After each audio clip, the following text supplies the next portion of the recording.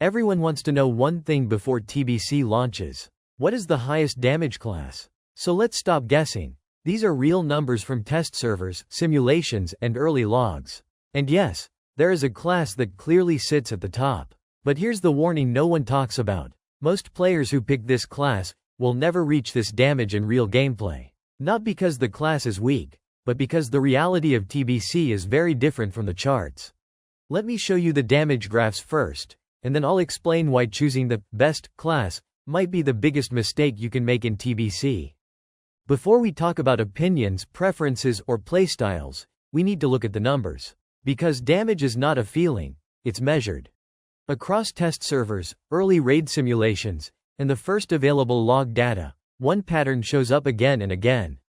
On raw damage charts, Beast Mastery Hunter and Arcane Mage consistently sit at the very in controlled test environments, short fights, full buffs, optimal rotations. These specs produce the highest peak DPS in TBC. This is why you see them dominating charts, tier lists, and early rankings. Right behind them, Destruction Warlocks follow closely, especially in raid compositions designed to support them. But here's something most players don't notice when they look at these graphs. These numbers come from ideal conditions. Perfect uptime, perfect gear, perfect raid support. The chart shows what the class can do, not what most players will do. So yes, on paper. But in the next part, I'm going to explain why choosing one of these top DPS classes is exactly where most players go wrong. These classes are the highest damage dealers in TBC. On paper, the logic feels perfect. You look at the damage charts, you pick the class at the top, and you assume you'll dominate TBC. But this is exactly where most players go wrong. Because the moment those charts appear, the same decision is made by thousands of people at the same time. Beast Mastery Hunters, Arcane Mages, Destruction Warlocks. The best DPS class instantly becomes the most overcrowded class in the game. And overcrowding changes everything. Damage charts don't show competition.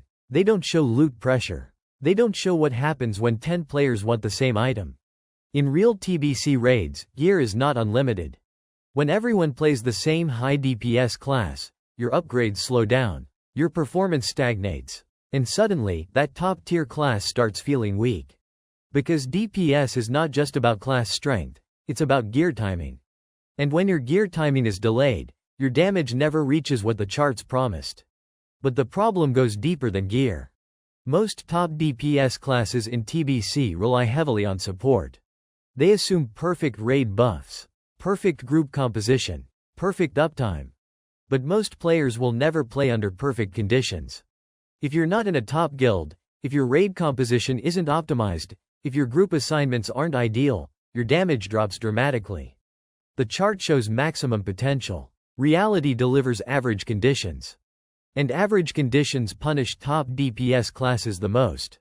There's also a psychological trap. Players who pick meta classes expect results immediately.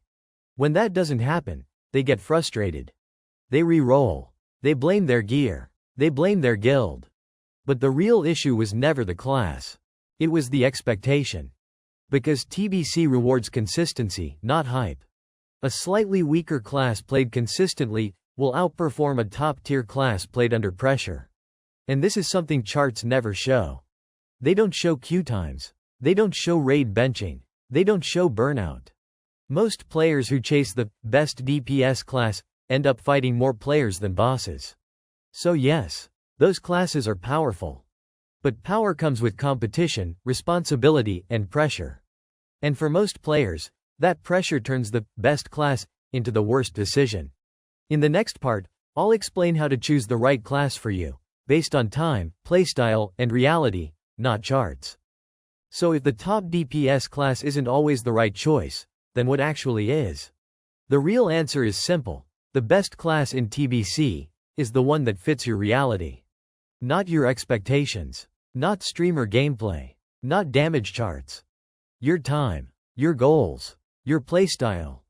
If you play casually, a few hours a day, maybe less, you don't need the top DPS class. You need consistency. A class that performs well, without perfect gear, without perfect buffs, and without perfect raid setups. Classes that are slightly below the top on charts often feel much stronger in real gameplay. Because they scale smoothly, face less competition, and get gear faster. If you're a solo player, or someone who farms, quests, and plays independently, raw DPS means very little. Survivability, downtime, and flexibility matter far more than peak numbers. And if you're a hardcore raider, someone with a stable guild, fixed raid times, and optimized compositions, then yes, chasing top DPS can make sense. But even then, you're not choosing a class, you're choosing a commitment. A commitment to competition. A commitment to optimization. A commitment to pressure. Most players don't fail in TBC because they picked a bad class. They fail because they picked a class that didn't match their lifestyle. And that mismatch leads to frustration, rerolls, and burnout. The smartest TBC players don't ask, what does the most damage? They ask, what will I still enjoy playing 3 months from now? Because enjoyment creates consistency. And consistency beats charts, every time. So before you lock in your class, don't just look at the graph. Look at your time. Look at your patience. Look at your goals. That's how you win in TBC. Before you log out, before you lock in your class, before you spend dozens or even hundreds of hours in TBC, I want you to remember one thing. Damage charts don't play the game for you.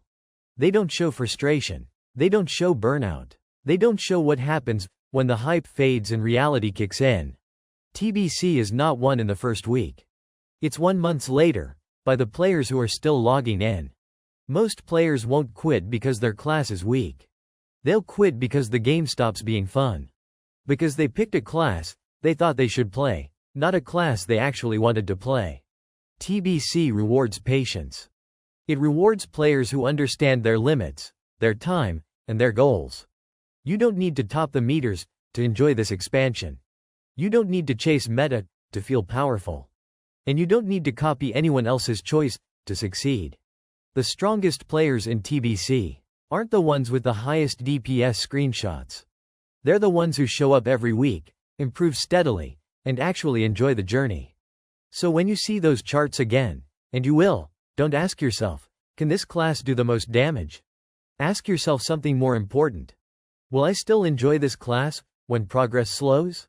Will I still enjoy it when gear is scarce? Will I still enjoy it when I'm not at the top of the meter? Because that's where most of TBC actually happens.